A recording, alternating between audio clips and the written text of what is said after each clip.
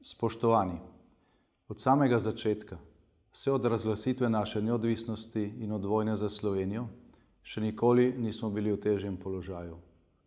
Predsednik Svetovne zdravstvene organizacije je včeraj koronavirus razglasil za sovražnika človeštva.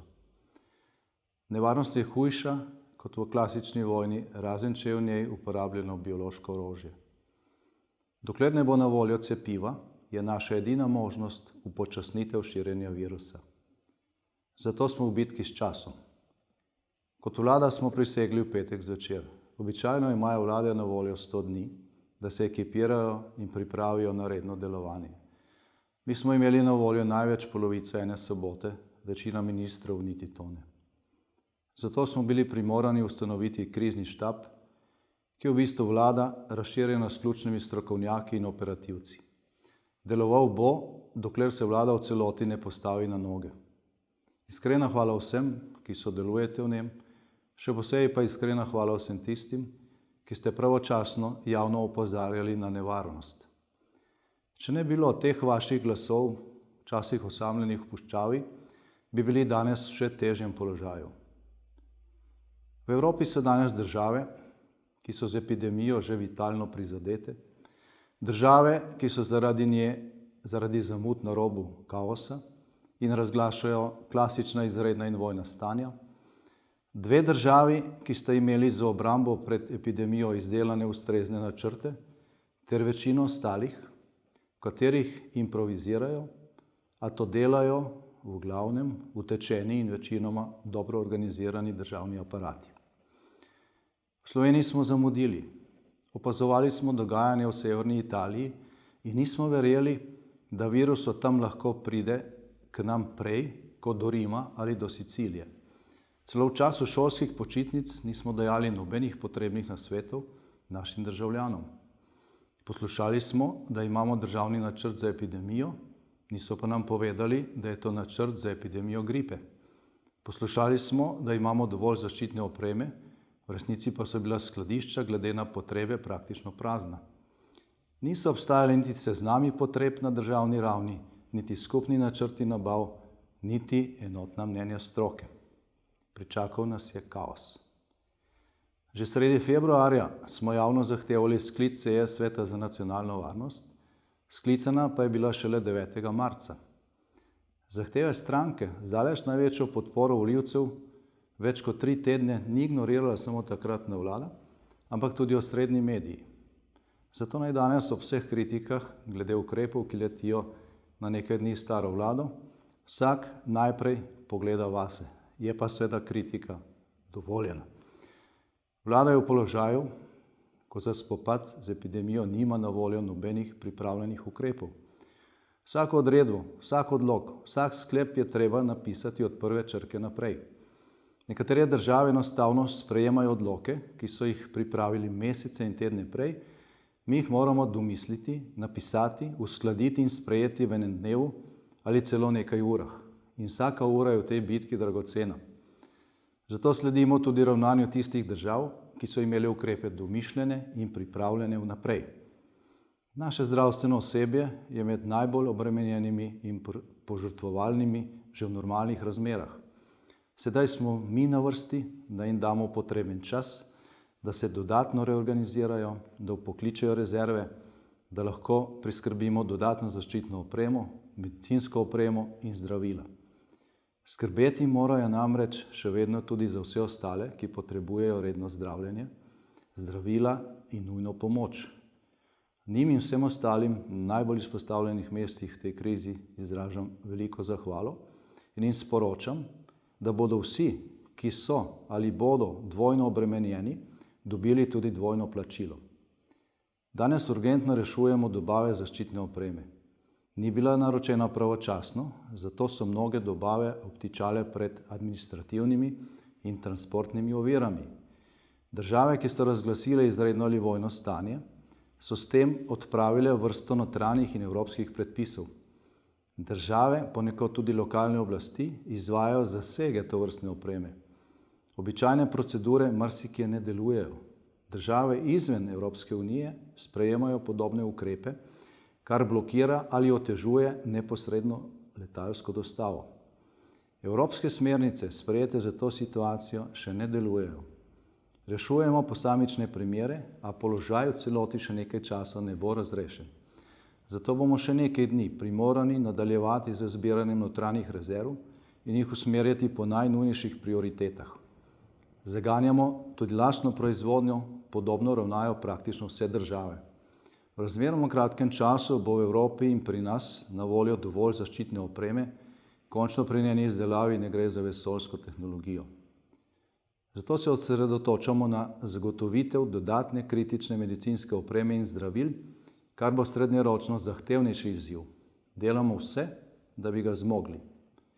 Nekateri ukrepi, kot na primer popolna prepoved javnega potniškega prometa in omejitev nekaterih drugih dejavnosti, se bodo lahko v prihodnjih tednih, ko bo zaščitne opreme dovolj in bodo predpisani natančnejši postopki, tudi delno omilili.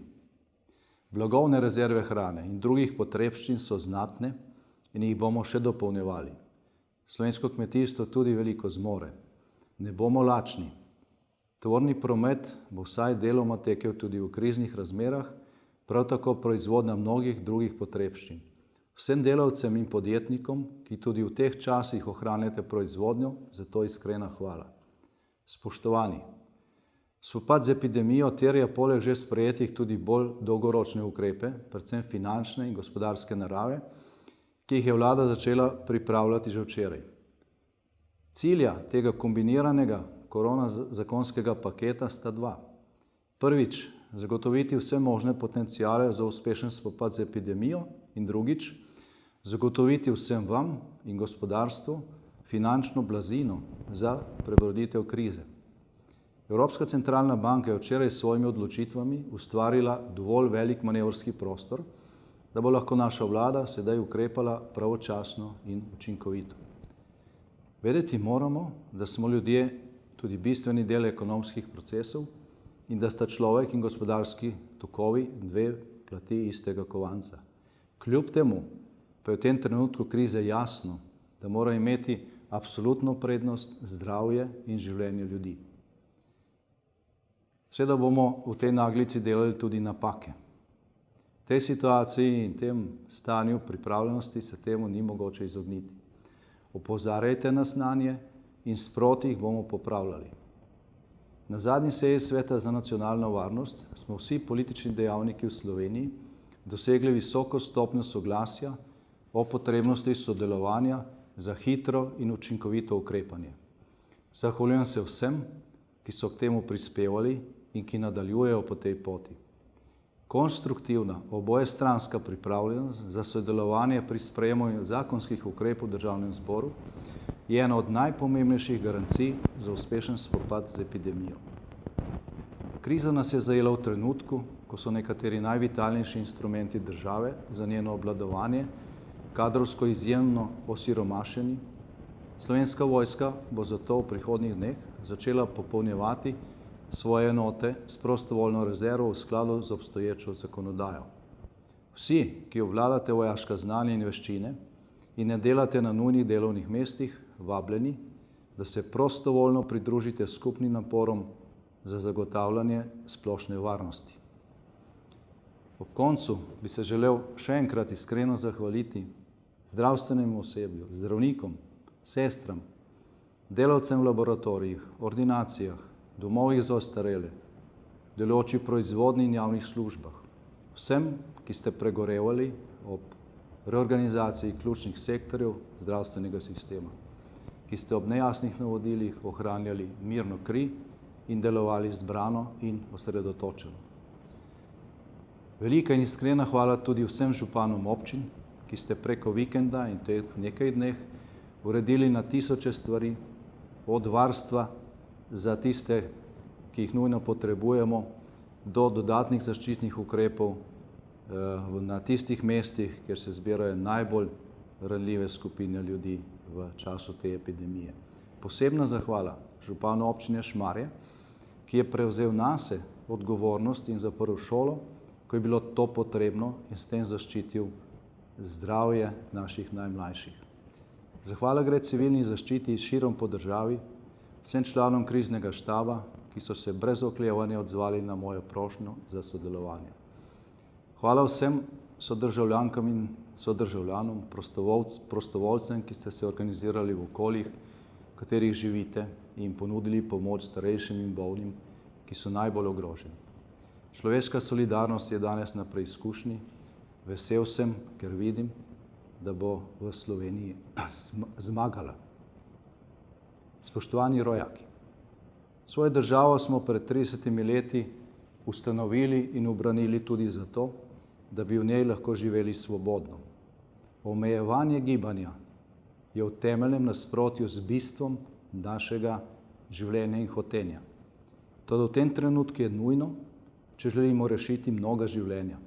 Zato prosim, da odlok o omejitvi gibanja, ki ga je vlada sprejela na podlagi zakona o nalezljivih boleznih in bo veljal od polnoči dalje, dosledno upoštevamo.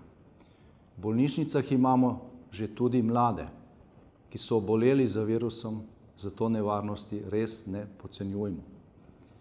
Če smo doma, porabimo čas, ki je kar naenkrat na voljo, za družino, za študij, za kuharske recepte, za opravila na vrtu ali njivi.